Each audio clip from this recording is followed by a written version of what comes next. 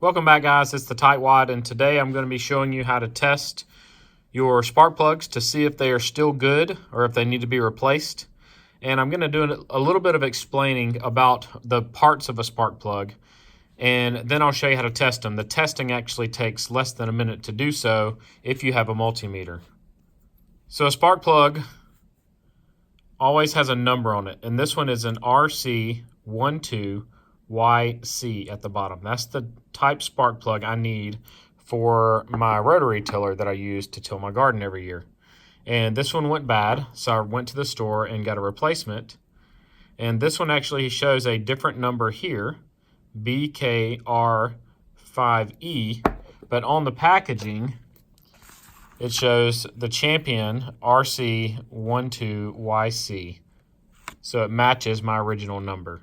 This is just a different brand, so it could potentially have a different number, but it will have any that it matches showing on the package. If you have a spark plug that has an R in the model number of it, that means that there is a resistor inside the spark plug. Resistors are made to keep it from interfering with things such as a car radio or a camera. So a lot of times they're not found in spark plugs that are used on lawn equipment. All right, so in a spark plug, you'll see that there is a porcelain piece here. This porcelain piece actually extends all the way through to the back of the spark plug, and you can see it come out on the tip back here, encasing the end of the piece that runs all the way through the middle. So there's a metal piece that runs from here all the way to the tip here. And that piece has a tendency to break, crack, and go bad. To test for ohms, you need to change your multimeter to the ohms setting. On mine, it's indicated by the letters OHM. On some multimeters, it's indicated by the horseshoe symbol, upside down horseshoe, or omega, if you're familiar with the Greek alphabet. And I like the 20K setting. So anything between 10 and 20K is fine. If you don't have 20K, you can always go up higher. And now we're going to test these spark plugs.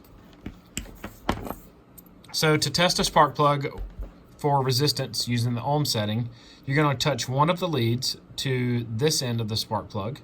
And remember, I said there's a metal piece that goes all the way through the center of the spark plug, and there's a resistor inside the metal piece. And then the other end of the spark plug has this little tip on it.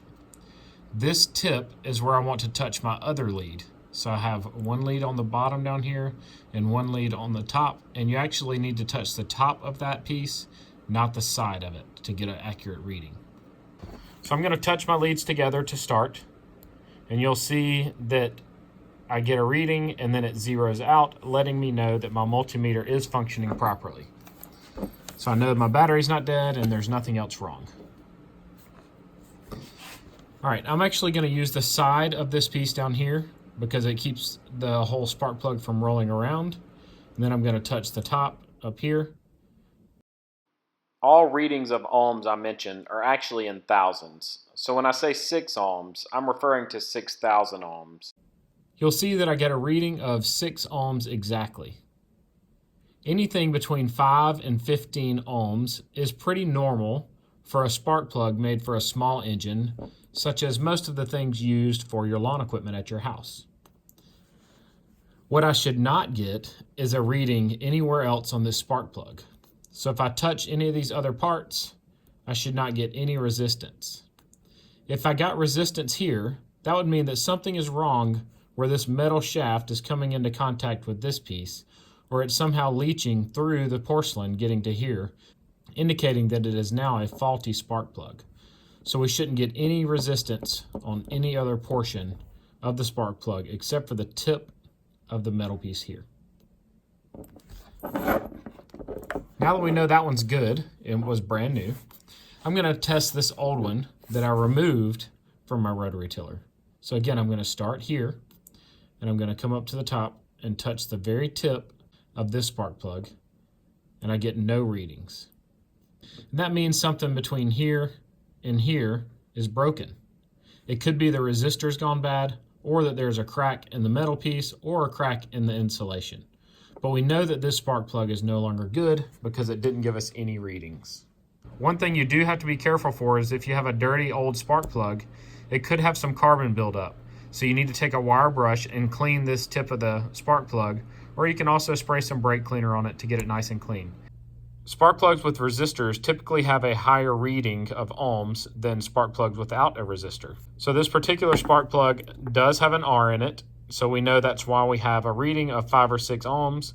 If it did not have a resistor in it, we'd have a reading closer to 1 or 2 ohms. If your spark plug does have a resistor and you get up into the 15 ohms range, that could be a sign that your spark plug is starting to go bad. Anywhere between the 5 and 15 ohms range on a small engine style spark plug with a resistor inside should be fine to use. If it doesn't have a resistor, you're looking for anywhere from 1 to 5 ohms. I hope you found this video helpful. If you did, give me a thumbs up and subscribe to my channel. Leave any questions you have in the comments section below.